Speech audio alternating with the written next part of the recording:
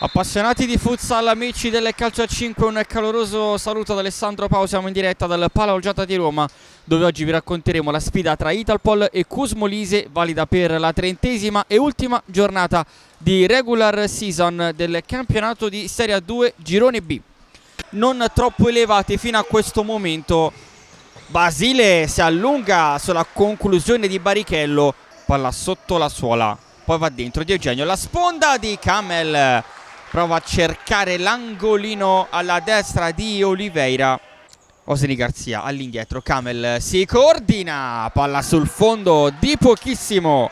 Intervento di Basile, Barichello esce bene proprio lui in dribbling, poi col mancino tenta di beffare Basile e va via Barichello, aiutato anche da Di Lisio. Ancora Garzia a disturbare Di Lisio, col mancino tocca il palo esterno, palla che si spegne sul fondo. E Camel lungo da Osni Garzia che fa bene la sponda per Signorini, va a terra Osni Garzia, Oliveira in uscita bassa, Nathan, passaggio verticale di Stefano, dentro il gol del vantaggio del Cusmolise, la firma del numero 13 Nathan, è 1-0 per il Cusmolise.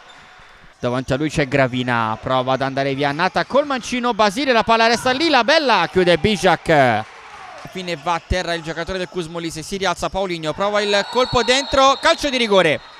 Calcio di rigore per l'Italpol per un tocco con il braccio di un giocatore del Cusmolise che viene anche ammonito. Parte Marchetti, il suo destro, Oliveira, e poi sulla ribattuta palla sul fondo. Buona per Camel, rientra sul destro il 22, poi per Garzia, Oliveira fuori dai pali, la firma di Osni Garzia, la rete del pareggio. Ora l'Italpol può ancora sperare. Marchetti la mette giù, poi prova il tiro, Oliveira dice di no, chiamato in causa Oliveira, ha spazio anche per calciare, palla morbida dentro, schema che riesce alla perfezione per il Cusmolise, è 2-1 la firma di Nathan. Prova ad andare via su Signorini, ci riesce in un primo momento, la palla diventa buona per Denisco con le mani, palla lunghissima per Di Eugenio, il colpo di testa è vincente, 2-2 al Pala Olgiata, la firma di Eugenio.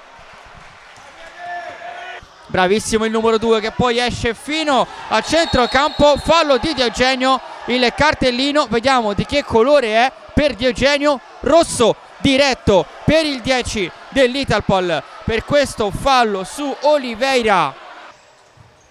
La bella dentro, Barichello non arriva al tiro, c'è Di Lisio sul secondo palo, arriva il tocco sotto porta vincente per il 3-2 del Cusmolise, la firma ancora una volta di Nathan che mette a segno la propria personale tripletta.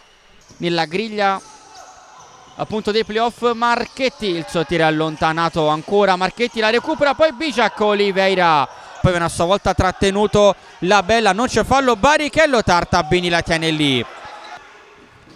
Ippoliti, attenzione, Camel davanti a Oliveira, Camel allontana Oliveira, Bijak non è finita, ancora Bijak, lascia Ippoliti, Camel alto, passaggio per Paulinho, Bijak può andare col destro, Camel, è 3-3 al Pala Olgiata, 2 minuti 50 secondi, ci crede l'Italpol, vuole andare a vincere questa partita, la rete di Camel mette dentro, la bella allontana, attenzione Paulinho, il contropiede, Garzia davanti, Camel, Oliveira, tutto l'orgoglio dell'Italpol in questi minuti finali, Camel il destro, Oliveira ancora una volta allontana Nathan e poi libera il Cusmolise, fallo, attenzione Bijak dentro, Camel il destro, Oliveira para, poi una lotta, 2 secondi, ferma Garzia, arriva il triplice fischio, finisce qua la partita 3-3 tra Italpol e Cusmolise, finisce anche il campionato dell'Italpol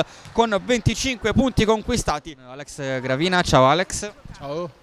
Allora partiamo con un commento, 2 parole sulla gara di oggi, un 3-3 finale forse un po' stretto, un po' amaro, magari poteva starci anche qualcosa in più da parte vostra, no?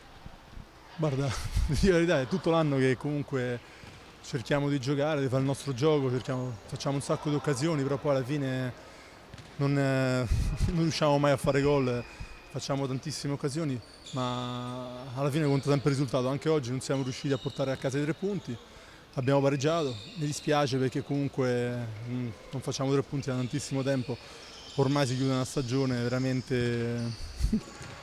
guarda, neanche trovo le parole perché oltre a dire non voglio di sfortunata perché comunque alla fine la fortuna uno se la crea da solo, perciò è una stagione andata male dall'inizio e la chiudiamo ancora peggio. Ecco, si chiude quindi la stagione, ti chiedo appunto quali sono le basi poi per ripartire per il futuro. No, ti dico, adesso mi trovi impreparato perché come sai in settimana ho detto che comunque io quest'anno penso sia la mia ultima stagione, almeno in Serie A, poi dopo se gioco in Serie C1 o in B, però io in Serie A almeno finisco, perciò sto pensando di dire prima, adesso un attimo a me stesso, mi dedico una settimana o due a me stesso, poi vedremo il futuro della prossima stagione.